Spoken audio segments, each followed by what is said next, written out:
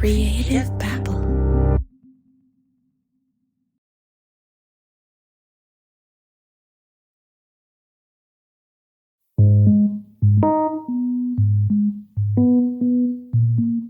Peter Pan syndrome.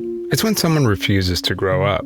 It's not a disease or a recognized mental disorder. It's just a state of mind. But of course, there's some serious consequences when an adult tries to live in a fantasy life. Today's story is about one man who escaped to his very own Neverland, and in the process, he had to assume a new identity. I got a tip for this story from my friend Drew. He told me to meet him and some person named Nicole at a vegan restaurant in downtown Raleigh. What on earth do I order at a vegan restaurant? And who is this Nicole person I'm about to meet? So many questions. I didn't know what I was getting myself into, so I picked the yuppiest form of transportation to get to this vegan restaurant. I hopped on one of those electric scooters parked on the sidewalk outside my office. What a douche. I dodged some potholes and I avoided being hit by oncoming traffic. Twice. Not too bad. I didn't bring my recording gear with me because this was just a meeting, not an official interview. But I still wanted to record our conversation. So sorry I'm late. No problem, dude. How's it going? You bird down here? Yeah. What's gonna bring for you to drink? Just water for me. So I turned on my phone recording app. Who's first? Go for it. I'll go for it. The chopped salad. I'm gonna do the under the volcano, no onion. I'll try the vegan black bean burger. Okay. Yeah. Thanks. We exchanged pleasantries, but honestly guys, I didn't ride here on an electric scooter for some small talk. So I asked Nicole to start from the beginning. It was right before spring break, and I got a call. They were like, "Can you come home?" And I was like, "All right." It was March 16th, 1998. Nicole was in college when her life suddenly took on a very bizarre turn. They were like, "Your dad's disappeared." And I was like, "What? What are you talking about?" Nicole's father, Larry Douglas Jones, vanished without a trace. No one saw it coming. There were so many questions. Was he dead? Did someone kidnap him? Did he just go fishing and just not tell anyone? Nicole remembers a family gathering at her grandmother's house, trying to make sense of her father's sudden disappearance. It was like a funeral. Like the kid, me and I have twin brothers, little brothers, Bart and Brett. And so me and Bart and Brett were just kind of hanging out in the den and like watching cartoons, and all the adults was sort of in the living room, and it was very sort of somber. Like we didn't know what's going on. So what happened that day?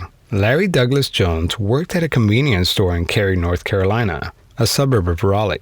Here's how Nicole remembers the story. So one of the regulars came in like way early, 5 o'clock in the morning, always came in to get coffee every morning. We walked in and all the coffee was made and everything was turned on, but the register was open and there was like paper receipts for like the bank vault or something thrown across the floor. And so they called the cops. The cops get there and the security tape had been gone and his car was gone. Thousands of dollars were missing from the register. That's not exactly chump change. And just to paint a picture, I live near Cary, North Carolina. This isn't exactly a dangerous part of town. It's the kind of place you want to raise a family. It's safe and pretty boring. All the houses are a different shade of beige. You have the eggshell houses, the off-white colored houses, the taupe houses. Lots of variety. Nothing ever happens in Cary. It's a terrible place for true crime podcasters to live. So if this were some kind of heist or kidnapping, well, that would be shocking. Their first assumption was that somebody had come in and robbed the place and then kidnapped them. So then there was like this big manhunt. Like they were like, let's go search the fields and the roads and look for his car. The police took this very seriously. Usually when someone goes missing, they're easy to track down through credit card transactions, but not Larry. Larry didn't own a credit card. While police searched for Larry throughout the state of North Carolina, investigators decided to look at his home for clues. They asked my mom a bunch of questions. Was anything missing in the house? And, nothing that she had noticed. Like, there was stuff there. All his closet had clothes in it, all that sort of thing. If Larry was planning to leave, he would have packed, right? There would be things missing. But then, after looking a little closer, Nicole's mom did realize that maybe something was missing after all. Later down the line, it was like, oh, his really expensive fishing gear, which is the only thing he cared about, was bass fishing, really, like bass fishing and golf, and his golf clubs were gone, and they were like, oh, wait a minute, and then they found out like the oil thing, and they were like, well, this is probably, he just So it's not a kidnapping. staged. Right, it wasn't a kidnapping. Larry Jones wasn't kidnapped. He just picked up and left without telling anyone. But wait, what about the convenience store? What about all the cash missing from the register? What about the surveillance tape? It was gone. If Larry did this, he must have taken the cash and ran. And taking that much money is definitely a crime. If he's not the victim, then that means he's a fugitive. But why run? Nicole said that her father was on the run for 2 years before he resurfaced. Where did he go? How did he get caught? How could he just leave his wife and 3 kids behind? I'm gonna find Larry Jones and ask him myself. Nicole had so many questions about her father's disappearance. How was he able to survive for so long undetected? I told her that in order to find out, I would need to talk with Larry myself.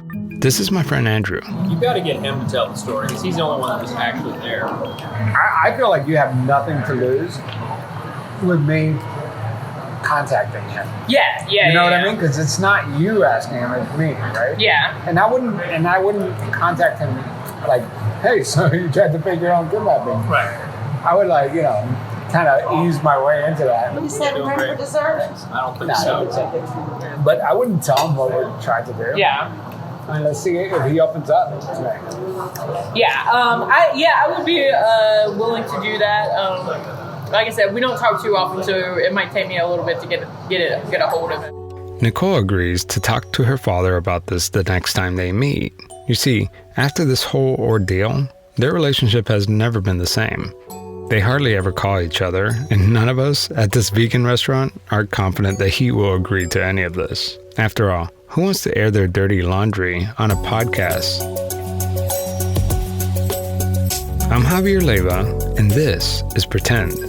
This season, I'm going to talk to 3 different fugitives, each with their own unique story, to find out how they get away with living off the grid while pretending to be someone else.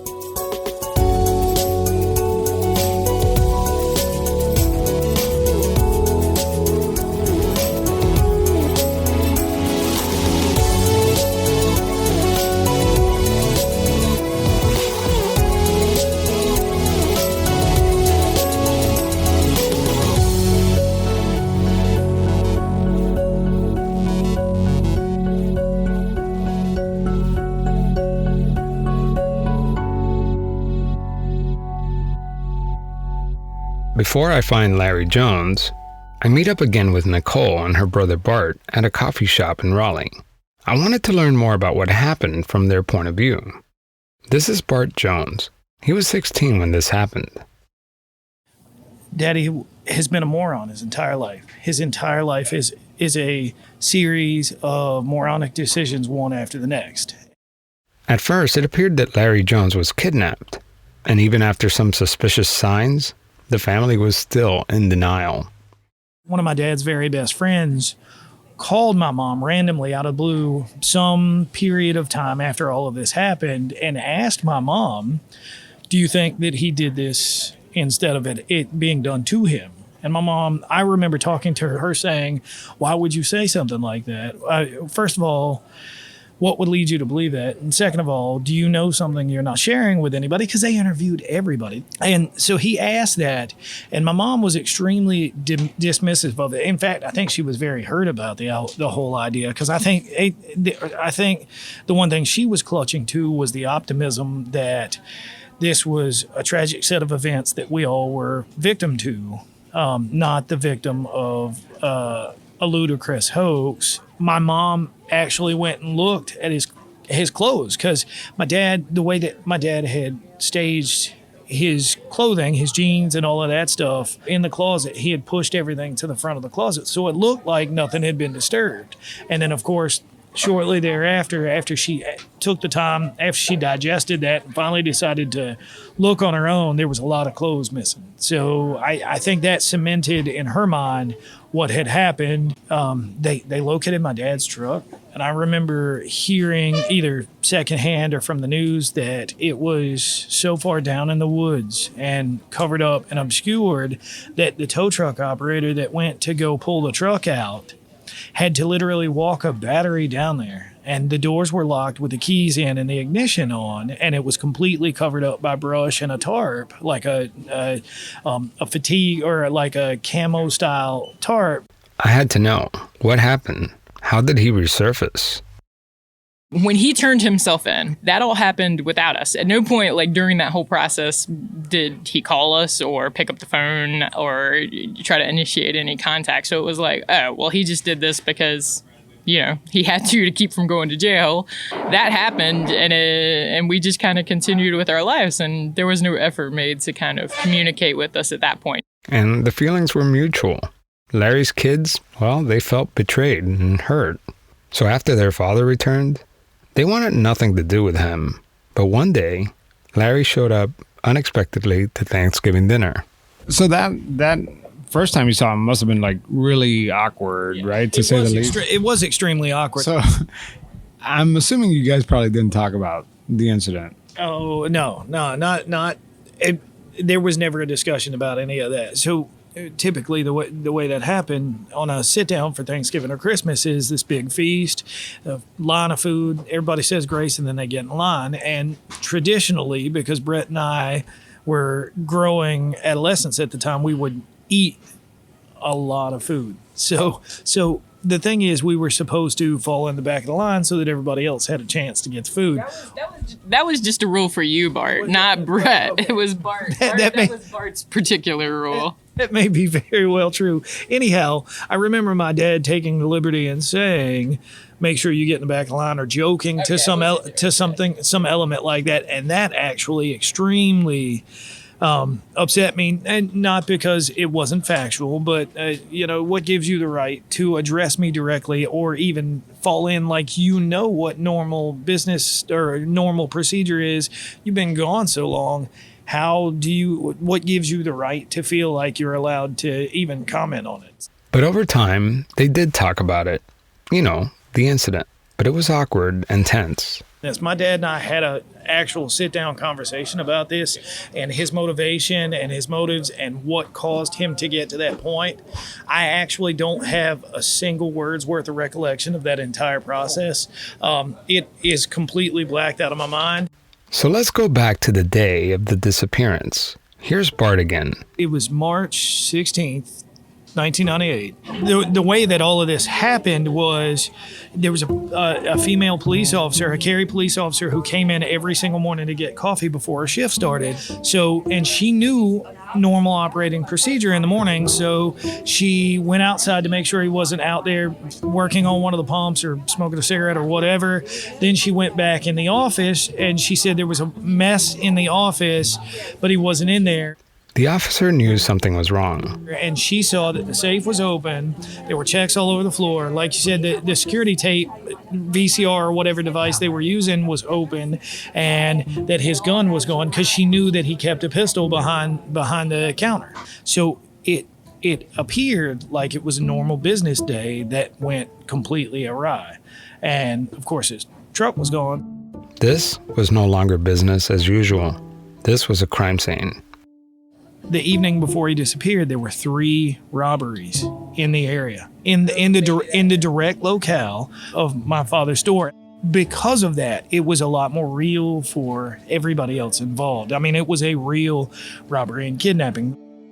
I think when we first heard the news, I was down there, and I can't remember who called, if it was my mom or if it was whoever. We didn't really know what was going on. We just heard he was missing, and we were watching the news coverage, but we went to my mother's parents' house. And I remember vividly being in 5th period. It was right after lunch, and I remember the principal coming in. So the band director stopped us. Bart, Brett, put your instruments up and grab your bags. You're going with Mr. Ludwig. So we're walking to his office and he's not saying a word. And I'm like, man, what the fuck is going on? We are really in fucking trouble, man. So we get to his office and he's like, have a seat. And I'm like, oh man, now we're really in trouble. He picks up the phone without saying a word. He dials a number, and little at that time did I know that it was my mom on the other line. And all he said, his exact words were, "They are here." Like, he handed me the phone and she was on the other end and she was like, "Your dad is missing." And I was like, what? We were just sort of sitting around and watching the news. And then when the news would get too much, we'd turn the TV off. And I felt like people were bringing food over and yeah, exactly. Talking. Yeah, the pastor came by to talk to us, and we just didn't know like what the whole what was going on. I mean, we didn't have any information, so it looked like he had been kidnapped, and that was kind of the first thing was like, oh, this friendly store owner got kidnapped and we got to find him. And so But I mean, you're laughing now, but at the time, did you think he was kidnapped? Like, what kind of... It was so crazy. Like, I was just like, what? Like, nothing made more sense than the other. I didn't really have the sense that, because I can't believe the audacity of somebody being like, oh, I'm going to stage my own disappearance. Like, it didn't make sense logically to me that it would be like, oh, he just was going to leave.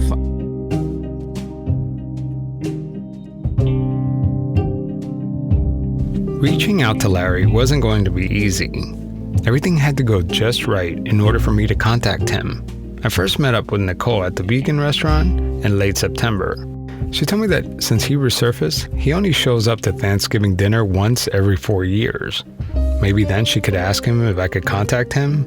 It was a gamble. Lucky for us, Larry showed up to Thanksgiving dinner this year. Nicole explained to him that a writer wanted to learn more about his life story, and to everyone's surprise, he agreed to talk.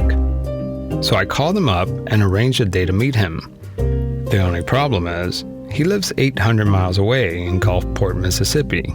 But I couldn't resist. I had to go find out for myself why he ran away. When we come back, I'm going to fly down to Gulfport, Mississippi and meet Larry Douglas Jones.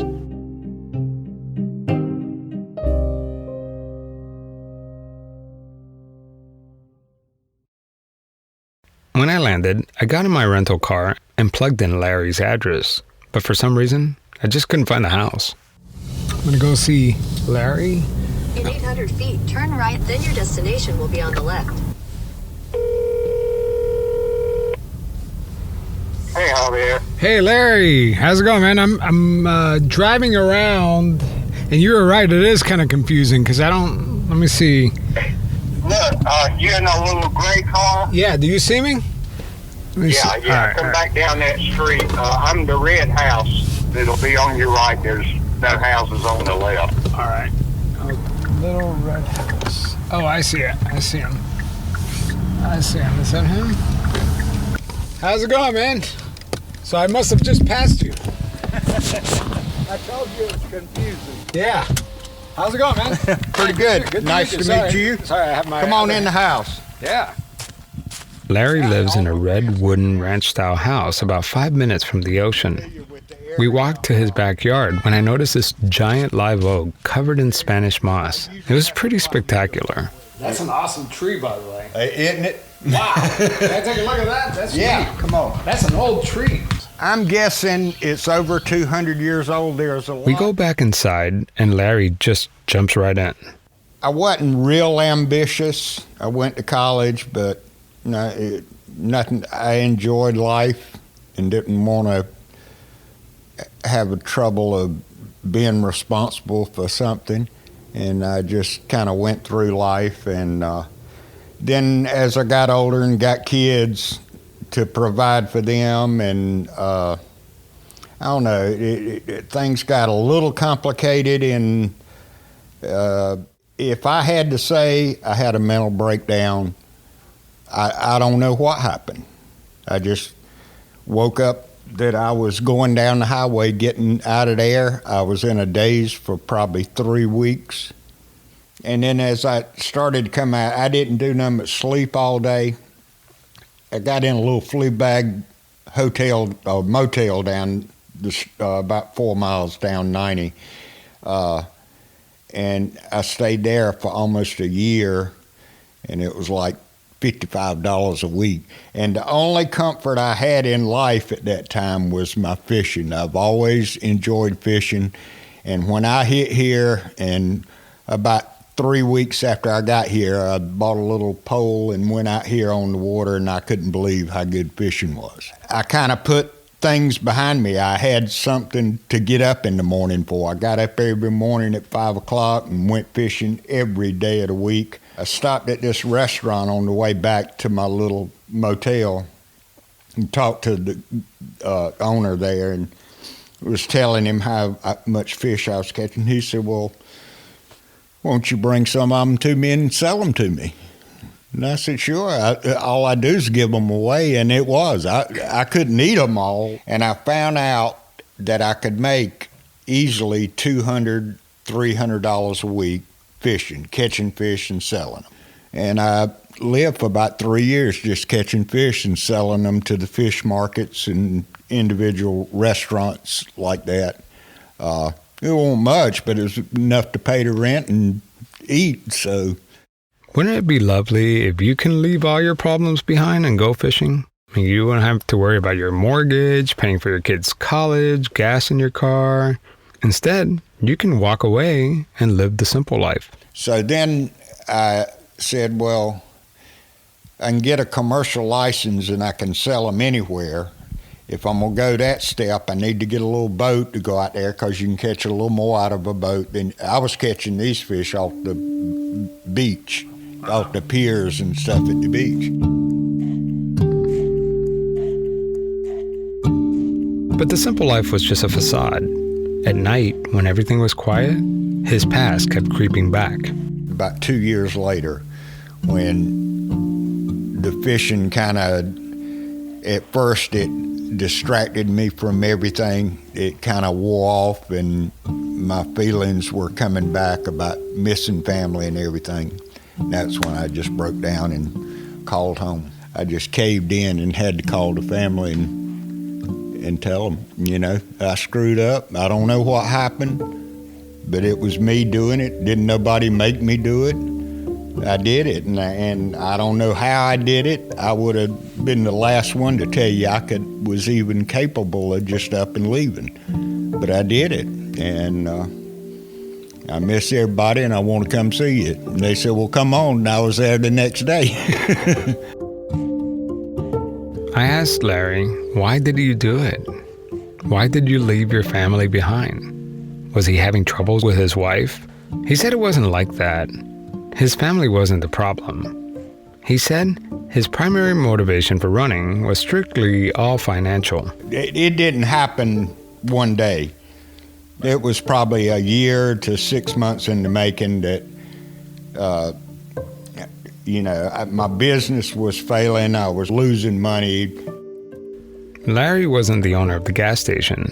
He leased a convenience store from the oil company. Was it like a typical gas station where you walk in and it's like chips and sodas, or was it like describe it? Convenience store, yeah. I sold cigarettes, canned food items, stuff like that, drink cooler, beer, soft drinks, and a lot of gas. Sold a lot of gas. I would sell gas all weekend. It was a very lucrative store. I should have made a lot of money at it. But anyway, the oil company provided the gas, and I paid them every Monday morning. I'd get a little bit behind and I had a thing with the bank that I could go up to $10,000 over, so I did that a couple times, and that was getting behind. And then had several people at the oil company, and the guy that owned it was telling me, well, your employees are robbing you blind. And I wouldn't believe it, because, I don't know, I was a poor manager. Were they like threatening, like saying, hey, where's my money? No. But you felt like... I had a meeting with them couple of 3 months before that, where I was getting behind. And Don Stevenson was the president of the oil company, And that's what he called me in. He said, I'm just concerned you're doing all that business. You should be making more money. And you know, that's where it come from. Somebody's taking that money. I was working 60, 70 hours a week. And over a 6 months period, I just gradually just kept getting behind a little more, and a little more. And like I say, that morning I went in, did the books, and just said, the heck with it, I'm out of here. You know, I come up $10,000 more short, and I'm going, you know, I can't keep this up, man. Like I say, I don't know if it was a breakdown, what it was, but I just hit the road, didn't even know what road I was going on. I didn't know where I was going. I just got in the truck and drove off and started driving. This road looks good. I went down it, went down another one, you know, absolutely not knowing where I was going. And like I say, I just thought about, well, the Gulf of Mexico. I'll go down there. You know, I want to see it. So I had a bicycle. I didn't even have a vehicle. I rode my bicycle. What happened to the car you had? I left it in Kentucky. I went to Paducah, Kentucky, and got a bus ticket from there to Gulfport.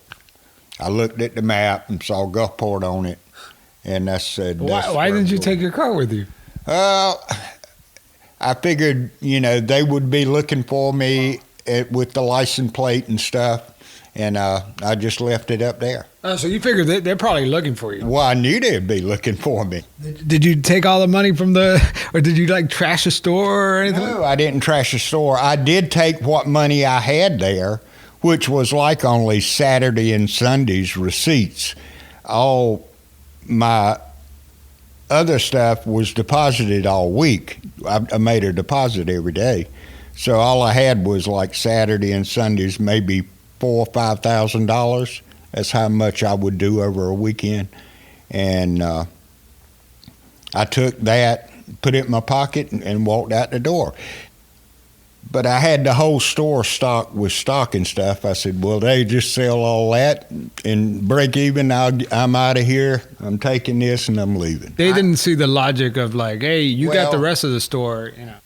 It didn't balance out like I had it figured in my head according to them.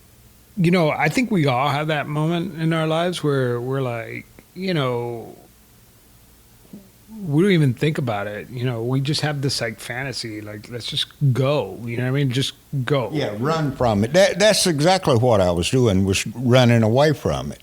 Yeah, like we fantasize about it, but like you actually did it. Yeah. Well, you know, the thought had been in my mind a couple of times, even way before that, maybe even years before it even got to that point. You know, like you say, think about just go and see another part of the world. It's got to be better somewhere else. Yeah. You know, it's like it's a do-over. I enjoyed life. Had plenty of friends. Had jobs. It wasn't like I was poor or desperate or anything. It was just always looking for something else. Do you think if you would have really like sat down and thought about it, would you have done it? Oh no, no, absolutely not. I don't think I would have. I'm telling you what, I remember the day I was back there doing the books, and when that last number come up short, I said, that's it. I'm out of here. And I said, there ain't no way. I cannot keep doing this. I'm going to kill myself. I actually thought about that more than that day. I'd thought about that a few days before. But I didn't want to die. I enjoyed life. You know? But what fascinates me about this story, and now knowing that you really didn't even have a plan, is that, like, how do you live, you know, not like, it's almost like a double life, right? Like, how do you live like a second life without a plan? Because it takes a lot of coordination. I had thrown my driver's license away. I didn't even have I had a license when I was in North Carolina, but I didn't have it with me. I don't remember if I left it there, I throwed it away. I don't even know. I didn't have it. But the laws weren't that strict down here. You could just go in, fill out a form, your name, and sign it, and get a fishing license. So that's what I did. Do you ever think about, hey, should I come back? Or, like, do I keep running? Yeah, I thought about coming back. The whole time you're gone, people think you got kidnapped.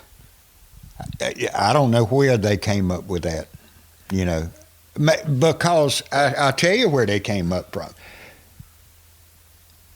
They couldn't believe that I was capable of that either. And I didn't. That's what I say. It had to be something mental to cause me to leave. So there was like a media circus. Like, you didn't know any of that. I didn't know any of that. I really did. That's what I found out later. After I made contact back with them, they showed me all the news articles and stuff.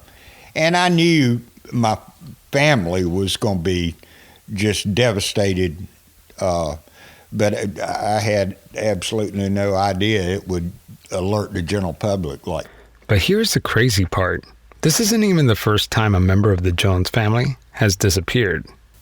My grandfather, which I met one time, he did the same thing. He left my dad and his 6 sisters and my grandmother, and he just went and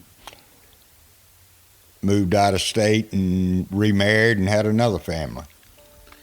And that didn't really, I didn't think about that, though. That didn't have nothing to do with it. After the fact, I thought about it, but that wasn't in my mind at all when I did it.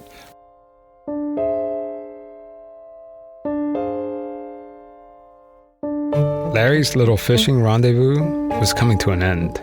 The fishing kind of, suppressed all those bad thoughts and everything, so I didn't have to think about it. Got to the point that I'd done it so much then, it didn't pacify me, and those thoughts were coming back, wonder what they're doing, and I know they all hate me, and, all that just keeps going through your mind and everything, and it was just like, I guess I'm just weak-minded. I caved in to my mind to leave, and I caved in to my mind to go back. Like you said, you weren't thinking about it when you did it, and then you realize, damn, my whole family, right? Yeah, it's gone. Oh yeah, that's what broke me. I'm telling you, it went from, like I say, I was in a daze for 3 weeks.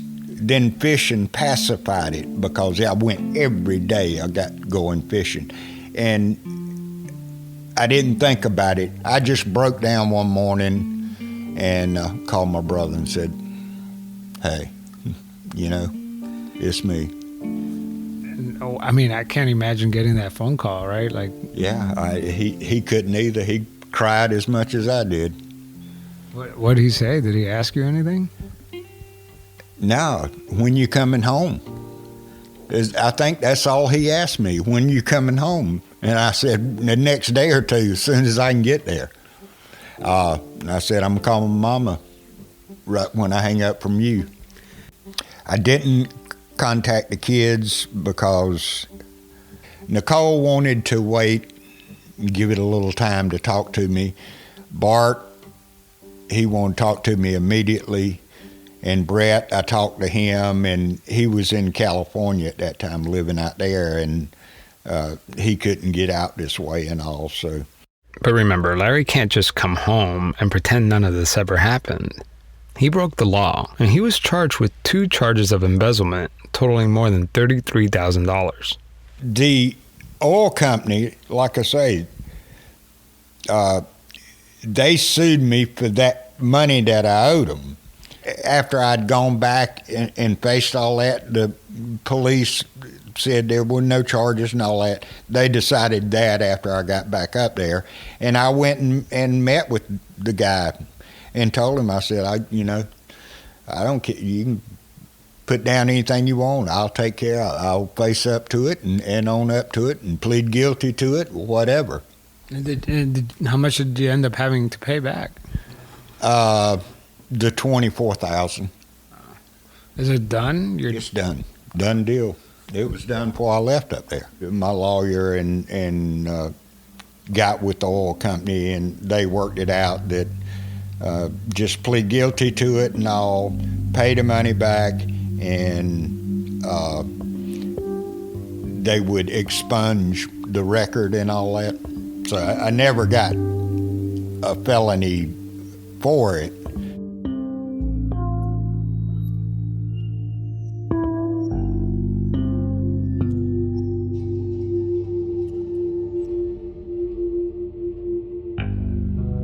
I was really surprised at how friendly and open Larry was about this whole ordeal.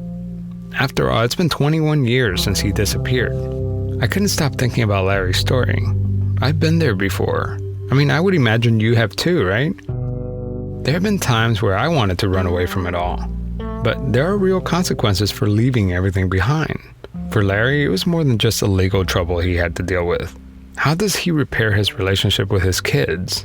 So I sat back down with Bart and Nicole to tell them about my meeting with their father. Yesterday, I listened to the entire interview with your dad, and I pulled out certain sound bites, and I'm just gonna read through them so that you guys could react to them. Okay? And I think that in the process, I think you're gonna be able to almost fact check. Like, he said this. All right, let me see. What struck me about him, well, and I don't know how, and I want you guys to react to this, but when I met up with you, I had no idea that that he would be so open to talking with me. Yeah, I wasn't sure he was going to, because I told you I thought that maybe he would have some sort of embarrassment about the whole situation, and that, normal people would feel, there would be some element of guilt or reluctance to acknowledge that. But it sounds like maybe in his experience, the events were less traumatic or less terrible for him.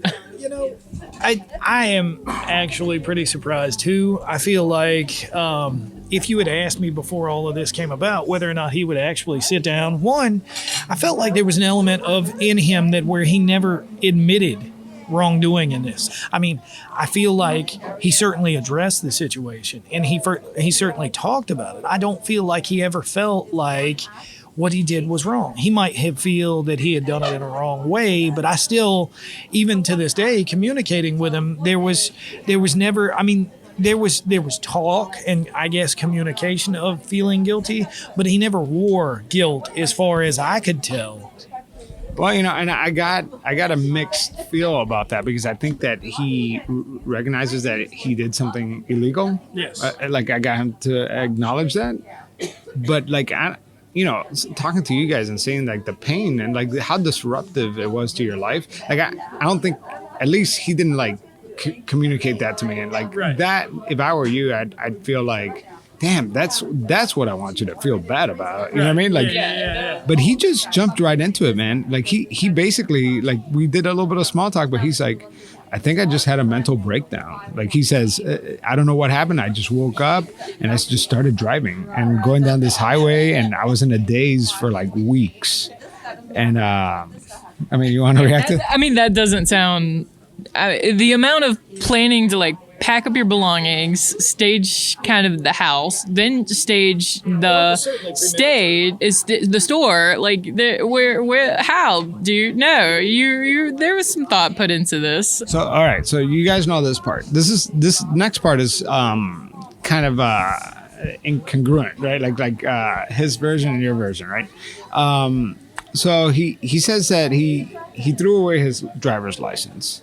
And so he didn't have an ID, but he needed to get a fishing license. And so back in the day, you could just show up and just get an ID. And he says he used his real name.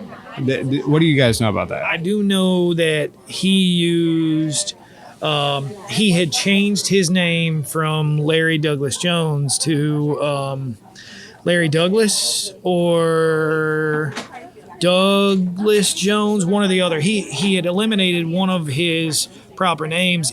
And doing all this research on fugitives, the best strategy for trying to fake your own death or like trying to create a new identity is to like keep one of your real names so that you could react to that name. Okay, so then he goes, you know, about 2 years later, when the fishing kind of distracted me from everything, and then I kind of hit a wall and my feelings started to come back about missing my family and everything, and then I just broke down and called home. I mean, that's him summing it up, right? That's not actually what happened. I don't remember. I think we heard the story that the Parkway convenience store in Cary, there was a veterinary place right next door, and we heard that a worker from there was on vacation with her husband in the casino down in Biloxi or in Gulfport, and saw him and recognized him and started talking to him, and he just acted like everything was normal, and she knew about everything that had happened next door, so she came back and reported it to police. This is one of the things that your dad neglected to mention too, is that like the repercussions of like, so the oil company wants their money, so who do they go after? They went after my mom. So they came after everything. They went after everything we owned, the house. They went after the cars. They went after every single asset that was tied to my dad whatsoever, even just by association. So my mom cashed in her entire 401k to hire a lawyer.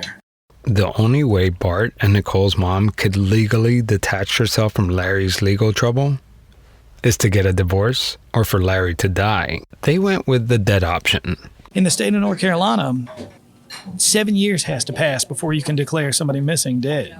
A person can be declared legally dead even without finding a body. But his family could not wait 7 years. It would financially cripple them. When it came back that Larry wasn't coming home, Larry's wife needed to speed up the process of declaring him dead. And I remember my mom spent everything she had to hire a lawyer to create a case so that she could declare my dad deceased so that we didn't lose absolutely everything. So she went through the legal process of declaring him dead. So legally, now he's dead. Yeah, he is legally on record dead. He is deceased. Gosh. And so this is so crazy. So now you don't think he's dead. No. Well, like I said, When they found the truck, I think when they found the truck in Kentucky, and then the fact that it was covered up so well, and all of his possessions were inside of it, the golf clubs, I think the rifle that he had, and that stuff, we was like, oh, okay. That actually rekindled in me. Like I said, I was always optimistic about the entire situation. That actually, I think, for the first time, had solidified the fact that he might actually be dead. So then we talked about, I mean, basically, he's like, yeah, I just had a lot of stress and I just wanted to run. And that's the part of the story that I think that we could all like sympathize, because you get stressed out, and we fantasize about running away, right. But we don't do it, right? And like he actually did it, yes. You know? Like, I know you were a victim of his dumb decision, but like, do you sympathize with that though? Let me give you some perspective. Absolutely not. And the reason I tell you this, not because of what he did to me. I'm even going to go so far as to say not what he did to my mom, but what he did to his family. His grandfather did the exact same thing and was gone for 40 some years. And him witnessing and experiencing what his father went through, especially when his granddad came back. But I can say without doubt that my grandfather going through that, and then his lineage, his direct line doing the same thing is unforgivable. Absolutely unforgivable. Well, I mean, I will say I can sympathize with that. I can understand, the mindset where you feel like you don't have options. I've struggled with depression most of my life, so it's definitely familiar. Kind of, you get into that sort of echo chamber where just there's no alternatives. Yeah, so if he had gone about it in a more traditional, proper manner, hey, I can't do this anymore, this is affecting me, or even, hey, this is too much stress, the kids, this family, the whole structure, all of my business. I can't do this anymore. Had that happen, my mom would have helped him pack his stuff and kicked his ass out of the house. Divorce would have been totally an option for them, but he sort of, to me, I think he probably took the most non-confrontational way out of the situation. Do you consider your dad a selfish person? I do. We've mentioned that sort of Peter Pan aspect of it. I just want to go fish. I don't care about these responsibilities. This is the only thing that I want to do. And I can understand having that kind of goal and passion in your life for sure, that this is all I'm going to do. But you know, you make choices and you have responsibilities, and you still have to, you don't just bail on them. So that's... But here we are now, and like he kind of got the ending he wanted. He got that Peter Pan life. I mean, right? So he's not running anymore, but he's still fishing and doing his thing, you know? Doing his thing on his own time, his own timeline, his own set schedule. And I can see the appeal in his lifestyle totally. But he sort of made the decision 18, 20 years too late. You know, you do that before you bring other people into the equation, and because it had very real repercussions to us, as Bart talked about earlier. This has framed how we see the world. Larry Douglas Jones may have gotten exactly what he wanted, a Peter Pan ending. But when we all think of Peter Pan, we think of the animated Disney film, where he's mischievous and free-spirited, not a care in the world. But for those who have read the actual children's book by J.M. Barrie, you may describe Peter Pan as sadistic, arrogant, and selfish. When I spoke to Larry Douglas Jones, I got caught up in the romantic thought of leaving it all behind and living a simpler life. He doesn't need much, and he strikes me as happy. But when I returned to Raleigh and spoke with his children, I was reminded how cruel his actions were. Like, can he even remember the last thing he said to his kids before he left? Just like the real Peter Pan, Larry's only relationship with his family is based off of convenience. He's only there for them when he needs them. I'm not saying he doesn't love or care for them. I'm just saying that his actions prove that they were not his priority. And like most con artists, Larry seems to lack the empathy to really understand the consequences of leaving everything and everyone behind. Peter Pan felt abandoned by his mother, and even though he didn't know his grandfather, Larry too witnessed firsthand the hurt when his father's father walked away. I'll leave you with one last quote from the Disney version of Peter Pan. Never say goodbye, because goodbye means going away, and going away means forgetting.